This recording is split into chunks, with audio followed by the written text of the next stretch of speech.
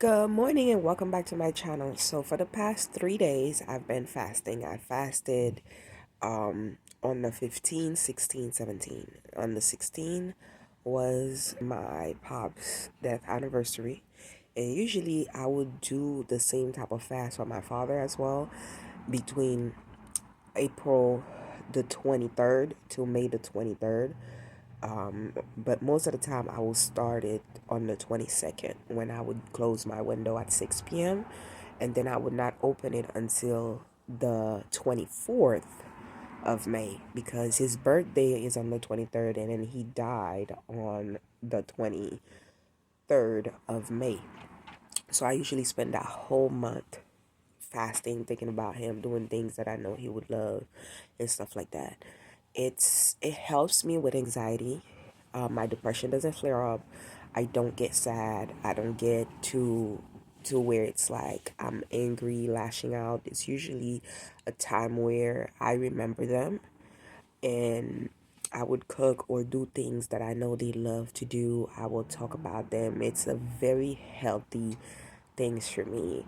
I do know that it gets hard no matter how long it has been when you lost somebody that is very close to you or that is means a lot to you. That's like a big part of your life. Like a father, it's it never gets it never you never stop thinking about those people. It the hurt, the pain, it's like it doesn't go away. You learn to live with it. You learn to find healthy ways to deal with it. But I do recall, like, obesity for me, one of the thing that I could say, like, from my childhood trauma is losing my father at a very young age, and I was blessed enough to have my pops. But when he passed, it's like I was dealing with both of the loss at the same time, and depression. That's what triggered. That's what triggered everything for me. I lost them, and it was very hard. I It's like I was a child again. It's like I felt like I actually never grieved my own father. So it was very hard. It was very hard. I was angry. I felt like I was cheated again.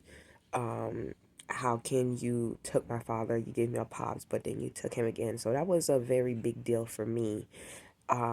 Not having someone to walk you down the aisle and stuff like that. That was one of the reason why I never cared to get married in church or whatever. But I had to learn. I had to learn to live without them and knowing that they would want me to be happy. They would want me to remind my kids of them in a healthy, beautiful way because they are too beautiful. So fasting around those times, eating what they like, being plant-based, having time to just like journal about them, the things that I remember about them, the things that I'm grateful for, the things that I know they will be proud of me, the things that I know they would be like excited to be part of. I make it where it is a healthy time for me. And this time, I don't know if it's because I'm at a much better place, a much better state of mind as I used to be prior. It felt different. I felt free. I felt peace. I felt close to them. I felt like I could feel them very, like, as if they were still there with me. Like, I don't even know how to explain that. I dreamed about them. It was a good amazing 3 days, and I'm actually looking forward for my dad's birthday. It's very close to mine. Mine is April 10th, and his is April the 23rd. So it's an amazing thing. And also my pops anniversary. It's like right before my little brother and one of my older sister birthdays. So it's usually used to be sad like that. I had to acknowledge their birthday. I had to celebrate them when he's just gone. And I had to understand I had to understand that at the very beginning stage of my journey, because obesity for everyone is different, but for me, it was triggered with being emotionally and mentally ill by all the loss and trauma, postpartum depression, and everything.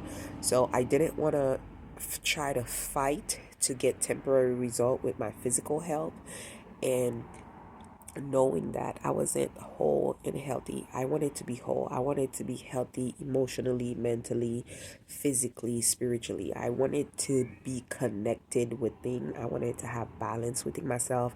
I wanted to be able to trust my intuition, to be able to trust my thoughts. I wanted to have control over my thoughts, control over my emotion. I didn't like how I could get angry easily. I could get to a point where someone could dictate my mood for the day. I didn't like that. I wanted to be able to have control over me, spiritually, mentally, physically, what I do, and I wanted to treat people and show my character based on me, not based on how someone else treated me, or not based on the day. Let's say if I say good morning to someone, the person was having a bad day, just because I interact with that person for like 2 seconds, then to allow that person to dictate how my day went. I didn't want to do that. And also, I wanted to stop telling myself the little fear, the little thing that stopped me from being me. I wanted to love me for me. I wanted to feel free, because I know a lot of time that when we are depressed, when we are having mental issue, when we don't have control over our thoughts, it gets to a point where it's like we can't trust our intuition. Sometimes we'll overthink stuff. Sometimes we'll pick up on the wrong energy. We'll pick up on the wrong vibe. We'll make the wrong assumption. And I always feel like it's never good to make the assumption, and we will feel out of place.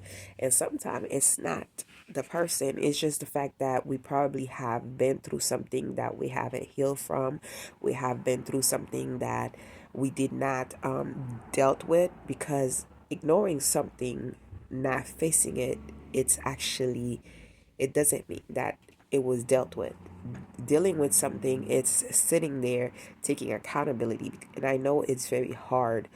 It is one of the hardest part when we're doing healing, is taking accountability, knowing that we we were part of the wrongdoing that happened to us, because sometimes we are hard-headed and we don't want to do things like we're supposed to. We want the easy way out. We want the quick way. We don't want to feel the pain, but that's part of life. That's part of life journey.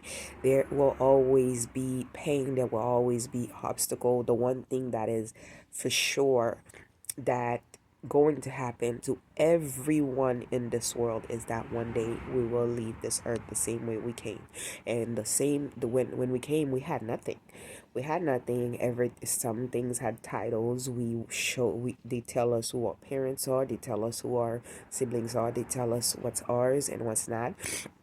We grow to be the person we were influenced by. We take a little piece of everyone. Sometimes they are amazing, sometimes they are bad, sometimes they are anger, sometimes they are dark. That's why sometimes it's like our environment built us to either be a failure or success. So it's up to us to, when we get older, to figure out who we are, to heal, to be the person that we wish to be, and to live in the present moment and not in the past, for us to keep dwelling, and also not keep on wishing on things and never take action when it's just a dream. So I really believe that finding a healthy way to deal and cope with certain things in our life, especially when it's a loss of somebody very close, is a very healthy thing. And for me, that's one of the things that helps for me.